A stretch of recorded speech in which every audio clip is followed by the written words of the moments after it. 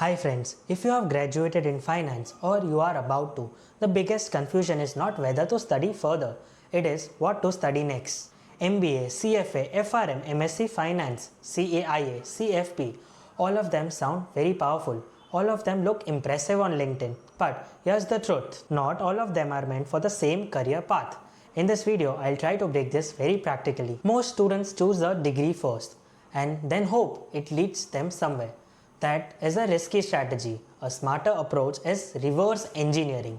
First, decide the role that you want. Then, understand what skills that role requires. Then, choose the qualification that strengthens those skills. Degree should support direction, not replace it. Investment banking, corporate finance. If your goal is investment banking or high level corporate finance, brand matters a lot. In India, especially, hiring is heavily campus driven still. Top MBAs dominate entry into front-end IB roles. An MSc from a strong institution can also help. CFA adds credibility and technical strength, but usually it is not the primary entry route into IB. What matters more here is internships, financial modeling, deal exposure, and networking, equity research or portfolio management. If you want to analyze companies or manage money, CFA curriculum aligns very well. The curriculum builds valuation skills, portfolio theory, and fixed income understanding along with many important concepts. But here is an important part. Just passing exams is not enough. You should start writing stock notes, track your own portfolio, understand how markets behave in different cycles. Markets rewards thinking and not just certificates. Risk management. Risk is one of the most stable and employable domains in finance. FRM is directly aligned with market risk, credit risk, and regulatory frameworks. If you enjoy numbers, balance sheets, and structured thinking, this is a very strong path. But again, practical skills matter. Excel proficiency, basic Python helps. Understanding how banks manage risk capital. Risk may not look glamorous from outside, but it is solid. Private equity or hedge funds. Let's be realistic here, my friends. Private equity and hedge funds are highly competitive. Many firms prefer candidates with prior investment banking or consulting experience. CAIA is a specialization towards alternative investments. CFA helps build credibility, but this is usually a long-term path. You don't directly enter PE after graduation in most of the cases. Think of this as a 5 to 7 year structured journey. Wealth management or financial advisory. If you like interacting with clients, solving financial problems, and building long-term relationships, this field can be very powerful.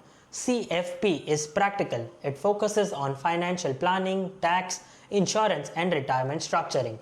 This field rewards communication and trust more than technical modeling. And there is entrepreneurial upside. You can build your own advisory practice over time. If you genuinely love macroeconomics, policy, and research, then MSc Economics also makes sense. This path builds theoretical depth and data interpretation skills. It's suitable for research roles, think tanks, policy institutions, or macro-focused investing. It may not give instant corporate salaries, but intellectually, it is also very rewarding. Now, intentionally, I didn't structure the whole presentation just around CA, CMA or CS. Many people start these degrees during undergrad itself, but you can absolutely pursue them after graduation as well. CA is strong for audit, taxation, consulting and advisory.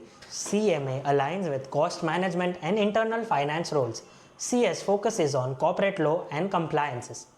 These are strong professional tracks, just structured differently from MBA or CFA routes. Important reality. Let me say this clearly. No qualification guarantees career success. Career growth depends on skill depth, internships, communication, consistency, adaptability, market condition. Degrees are tools. They are not guarantees. So, how to decide? Here is a simple framework. First, decide the lifestyle that you want. High pressure, high pace, or a stable banking role, or entrepreneurial journey, or research focused role. Second, identify the target role.